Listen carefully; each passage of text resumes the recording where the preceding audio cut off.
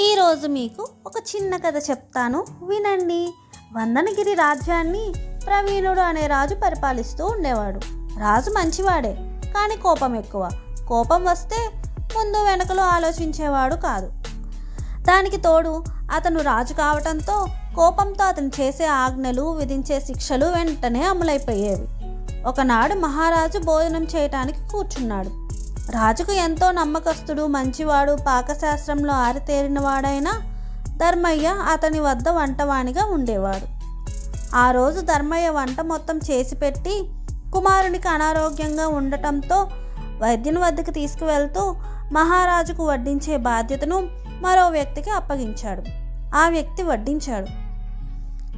రాజు కూర కలిపిన అన్నం తినడానికి నోట్లో పెట్టుకోగానే కారం ఎక్కువై నాలుక చూరున మండింది. దాంతో ఆగ్రహించిన రాజు వంట చేసింది ఎవరు అని ప్రశ్నించాడు. ధర్మయ్య అని అతను చెప్పాడు. రాజు వెంటనే నేరస్తులకు శిక్షణ అమలు చేసే అధికారిని పిలిచి ధర్మయ్యను బంధించండి, ఎల్లుండి తెల్లవారే అతనికి ఉరిశిక్ష విధించండి అని ఆజ్ఞను జారీ చేశాడు. ధర్మయ్యను బంధించి కారాగారంలో వేశారు. మరుసటి రోజు ప్రవీణుడు కొలువులో తనను ఒకసారి రాజును కలుసుకోవాలని ధర్మయ్య భటులను కోరారు. రాజు అంగీకరించడంతో భటులు అతనిని కొలువుకు తీసుకువచ్చారు.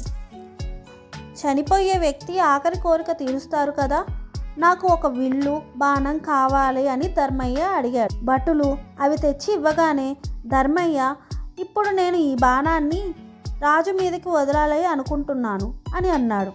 వెంటనే భటులు అతనిని బంధించారు. అప్పుడు ధర్మయ్య, మహారాజా, వంటలో కారం ఎక్కువైనందుకే నన్ను ఉరి తీయించారనే కలంకం మీకు రాకూడదు, అందుకే నేను ఇలా చేశాను, ఇక నన్ను ఉరి తీయండి అని అన్నాడు. అతని మంచితనానికి సంతోషించిన రాజు అతని శిక్షను రద్దు చేసి అంతరంగికునిగా నియమించుకున్నాడు.